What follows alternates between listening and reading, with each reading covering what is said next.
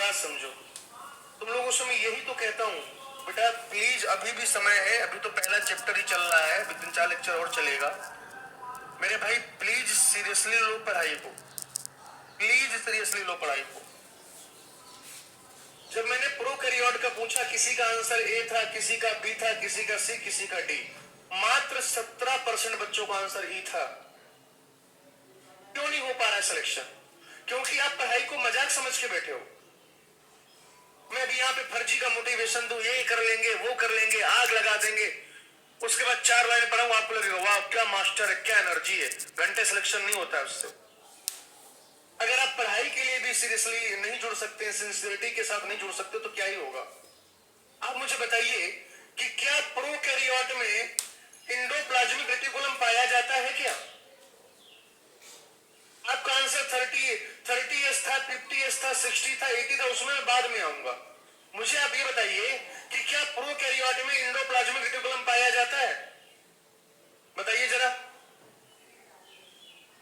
आप मुझे सिर्फ इतना बताइए कि क्या प्रोकैरियोट में एंडोप्लाज्मिक रेटिकुलम पाया जाता है, हाँ या ना?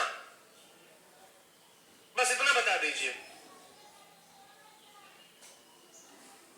नहीं पाया जाता ना? तो भाई जब एंडोप्लाज्मिक रेटिकुलम ही नहीं पाया जाता तो राइबोसोम जोड़ कैसे दोगे? जब एंडोप्लाज्मिक रेटिकुलम पाया ही नहीं जाता तो कैसे जोड़ दोगे आप?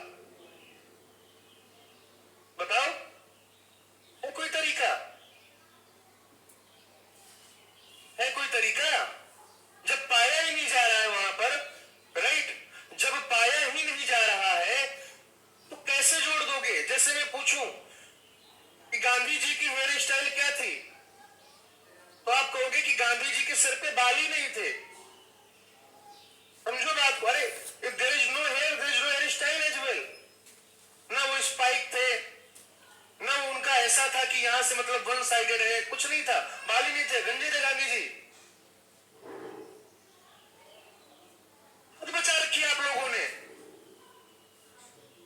समझाओ तो आपको समझ में नहीं आती है बातें, पढ़ना नहीं चाहते हैं, आप नालायक हैं, बदतमीजी करते हैं आप बैचेज में आके।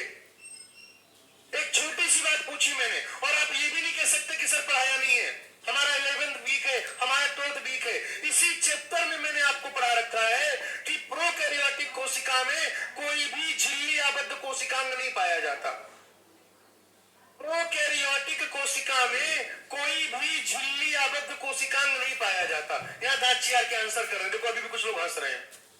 बदतमीजी की बेनती, जो मतलब उस स्तर पे आप लोग भाई साहब कर रहे हैं। और आपको बनना डॉक्टर है, कंपाउंडर नहीं बन पाएंगे आप ऐसी हरकतों से। आपको मजाक लग रहा है पढ़ाई करना? आपको मजाक लग रहा है पढ़ाई करना?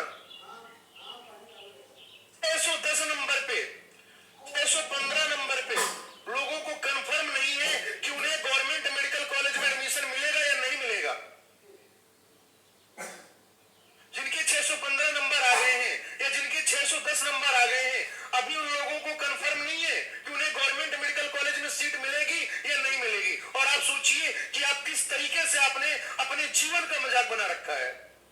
आपको लगता होगा कि आप मुझे इरिटेट कर रहे हो, आपको लगता होगा कि आप मेरे किसी फ्रेंड को, किसी मेरे साथी टीचर को परेशान कर रहे हो, आपको मजे आ रहे हैं, आपको लगता होगा कि आप कूल हो। आप कूल नहीं हो, आप फूल हो, मूर्ख हो आप। 610 वाला बच्चा मैसेज कर रहा है सर क्या करूं, 590 वाला बच्चा परेशान है, 600 वाला बच्चा परेशान है। एक बच्चे के किसी के 605 मार्क्स, तो उसका मैसेज आया मुझे, सर क्या करूं, मेरा तीसरा ड्रॉप था, प्राइवेट ले लूं क्या, या बीडीएस मिल जाएगा क्या, सर गवर्नमेंट बीएमएस मिल जाएगा क्या, सर अब जो मिल जाता है कर लेता हूं,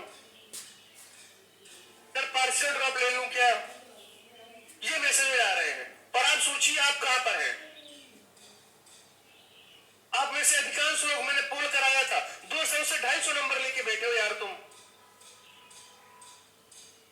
जिसके 600 नंबर है उसके गले से निवाला नहीं उतर रहा, और तुम 200-250 नंबर लेके सिर्फ बकैती कर रहे हो क्लास में, और तुम्हें लगता है कि तुम सिलेक्शन हो जाएगा तुम्हारा। ऐसे होती है पढ़ाई, मजाक चल रहा है यहाँ पे। आप धोखा कर रहे हैं अपने साथ, आप धोखा कर रहे हैं अपने माता पिता के साथ।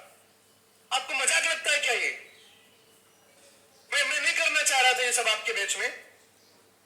मैंने सोच लिया कि ठीक है, अगर ज्यादातर बच्चे ऐसे मतलब बदतमीजी वाले हैं तो मैं नहीं समझाऊंगा, लेकिन एक टीचर का दिल नहीं मानता, उसको लगता है कि अगर बच्चा बिगड़े उसको सही रास्ते पर लेकर आओ।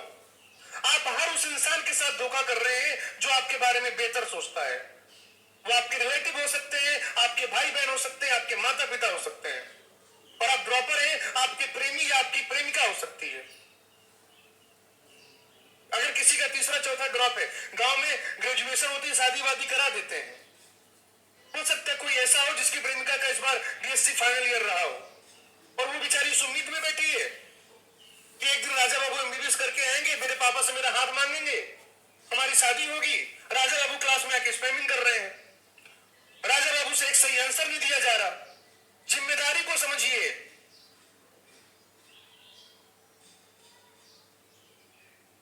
बकवास करा लो बस, आता न जाता चुनाव चिन्ह छाता। इतने दिन से प्यार मोहब्बत से समझा रहा था, बेटा पढ़ लो, बेटा पढ़ लो, बेटा पढ़ लो। बेटा की आंखें कपार में लगी हुई है भाई साहब, ऊपर दिख रहा उनको है? आज मैं ऊपर आसमान नीचे, बड़े रजनीकांत हो गए हो तुम। हमारे पास अलादीन का चिराग है कि चिराग घिसोगे जिन निकलेगा, जो हुक्म मेरे आका, एमबीबीएस की डिग्री दे दो, एमबीबीएस की डिग्री मिल गई, दोबारा चिराग रगड़ दिया, फिर जिन आया, एक हॉस्पिटल बना दो, हॉस्पिटल बन गया। ऐसे चलता क्या रे जीवन? ऐसे चलता है क्या जीवन?